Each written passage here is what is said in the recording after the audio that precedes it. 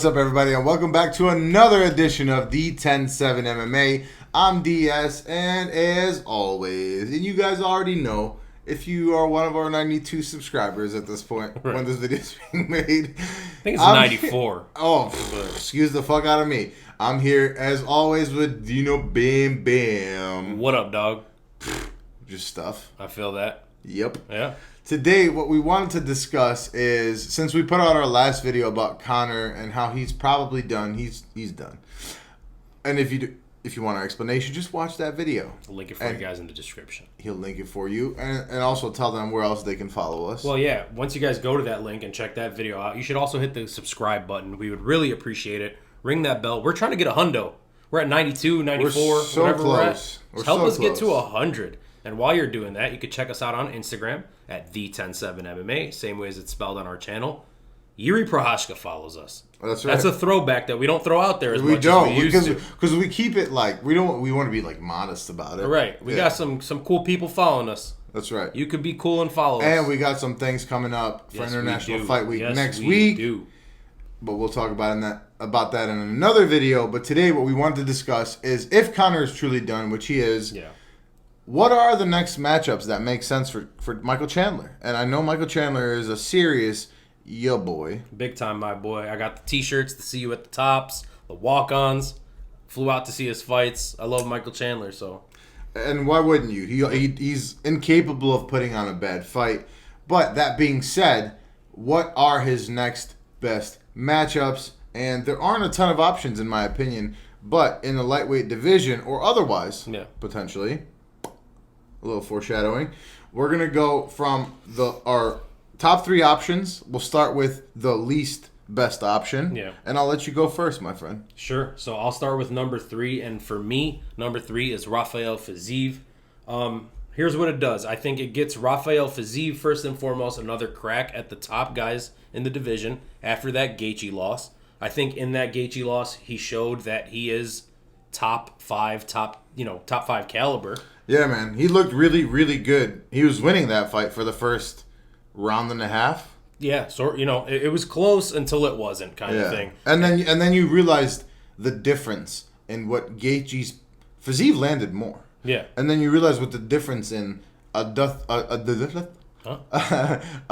Gaethje punches versus a Rafael Fiziev punches. Yeah. I agree with you. You couldn't have said it better myself, so I'm happy that you said it. But yeah, I think if Fiziev can beat Michael Chandler, it gets him another shot at, maybe you're one fight away from a title at that point if you're him. And for Michael Chandler, what does it do? If it has him fight one of those guys that him, Dustin, Justin, kind of get shit for not fighting. Those guys that are trying to crack the top 5. Absolutely. So Chandler, you win that fight, you're probably one fight away from a title as well. I just want to say that's kind of the theme for me. Yeah. On this particular topic, that's the theme for me. Fair. Is Michael Chandler came in and got a kind of a gimme fight versus Dan Hooker, and all props to him, and not taking nothing away from Dan Hooker, who's a really good fighter.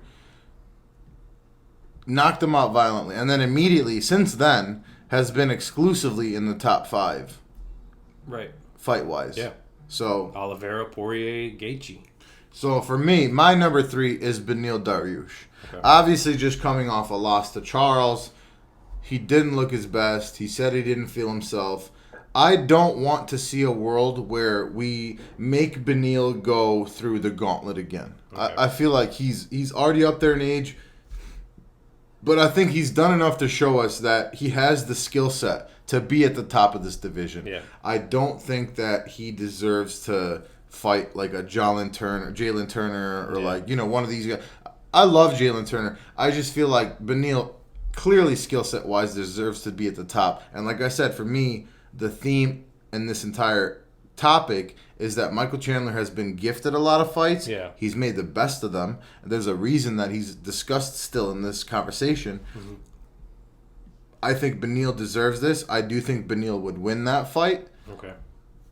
But Michael Chandler, obviously, with his power and supposedly his wrestling, we've never seen his wrestling because he exclusively loves to bang. And again, that's another reason why we love him. My number 3 is Beneil. I do think Beneil would win that, and I do think it's a good fight. And again, even if Chandler loses that, I think for him, I don't think it really takes away a ton.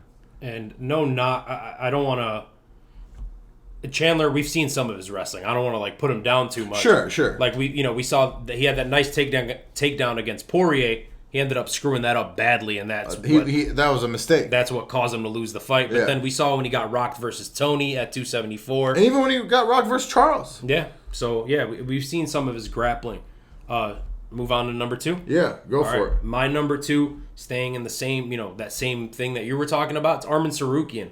Arman Tsarukyan, it probably besides Charles Oliveira has the best claim to a title shot in the division right now. He deserves it especially after being robbed in the Gamrot fight. A lot of people think he was robbed. I don't know if he was robbed. It was a close fight. I don't know that he was robbed. It was a close fight, but yeah, I get what you're saying. A lot of the public thinks he won that. That's why he's ahead of Gamrot. Spoiler alert: Gamrot's not my number 1. Yeah, so mine either. He would have been probably my 4th. Yeah, but yeah. Okay, so I think Tsarukyan deserves a big name. I think the only options that are big enough for what he's gonna get is Beneil or Chandler, or maybe the loser of Justin and Dustin. I think it's mutually beneficial, this fight. Arman Tsarukyan gets to stamp his claim to the title shot by beating Michael Chandler. And he called him out. And for Michael Chandler, it's the same thing. You get to prove yourself by beating one of these guys, then you're one fight away from the title. And I keep saying Chandler's one fight away from the title if he wins his next fight, which that's the unfortunate part of this, because you beat Conor McGregor, your ass is getting a title shot. You better believe that. Unfortunately, that's not what it is, but that's the risk he took. Exactly. You know? Yeah. And he knew that. Yeah. And again, I'll tell you, I just want to preface it with, it's time for Michael Chandler to pay his dues. Okay. And I love Michael Chandler, but it's time for him to fight down. Yeah. He's never fought down a single time after the Dan Hooker fight. And he's lost most of them. Yeah. All of them. All of them? Yeah. All of them. And I don't know what the rankings were when him and Tony fought, but yeah, probably. I mean, he's lost all of them. Yeah. So my 2 is Fiziev. Okay. My 2 is Rafa Fiziev. The Gaethje fight was really entertaining. I think if he knew how hard Gaethje hit, he would have had a little bit of a different game plan. Mm-hmm. I think now, if they fought again, I'd probably put my money on Rafael Fiziev. Okay. Again, I don't think it took a lot away from him. And more than anything, it's because I want to see Chandler versus Rafael Fiziev. It's a good fight. It's a good damn fight, and it's going to be a banger. So, my number 3 was Beneil. My number 2, I'm going to go with Rafael Fiziev. I don't, again, kind of like Beneil, I don't think that he deserves to fight down too much. Mm-hmm. Whereas Chandler, it's time for him to pay his dues. Okay. I would love to see that. Yeah, and I think it would be a fantastic fight. It's dangerous for both guys involved. Oh, absolutely. Yeah, so who do you think wins that? I mean, at this point, I would probably have to take Fiziev. Yeah? I would probably have to take Fiziev. I would too. But... it's so close. Right, but Chandler... It's so close. I do think very highly of Rafael Fiziev. Yeah. I think he's better than people realize he is. Anyways. And who's your number 1? My number 1. Very, very random. This is number 1. But it is Matt the Steamroll. No, it's not Matt Favola. Yo. But that would be fire, right? I thought about it. I did think. I swear to God, not for my number 1. Or like Drew Dober. Not Dober. I Terrence thought about McKinney. No, just. I thought about Favola for like my number 3. Right. Or Jalen Turner, but I was like, I don't want him to fight down that much. That much, yeah. Yeah. So of all those people that we mentioned, it's none of them. My number 1 is Colby Chaos Covington. Oh man. And here's the thing. That was the reason. That was like where I didn't even think about that. That's where this idea like sparked for me. I saw like a little YouTube or Instagram thing where they were on like the news together, and Chandler and Covington? Chandler and Colby were being interviewed on the news about the Elon Musk and Mark Zuckerberg recently thing. Get the fuck out of here. Today or yesterday. Get out of here. Yeah. I didn't see that. So they were interviewing Link them. me that. I will try to find it. But yeah, they were talking, and Colby was just doing the typical Colby thing. Of course. And he's talked shit about him before. Yeah, he was hyping himself up, and he was talking shit about Michael Chandler. And he was like, oh, well, Michael Chandler can think what he wants about this fight. Michael Chandler still thinks he's fighting Conor McGregor. And I was like... And, yeah. Colby bomb, you know what I'm saying? Yep. Look, I think it makes a lot of sense. Man, I like it. I didn't even think about that. I love it. And I'll tell you why I think it makes sense. Chandler was going up to fight Conor. They were going to fight at 170 or maybe 185. And he was down either way. Right, of course. Because he wanted that. But the Colby fight's not. It's small. It's a lot smaller. Yes. But it's the second biggest fight he could take. That's money-wise. That's what I'm saying. And I do believe that Colby Covington, you take out Conor McGregor, you probably take out John Jones at this point.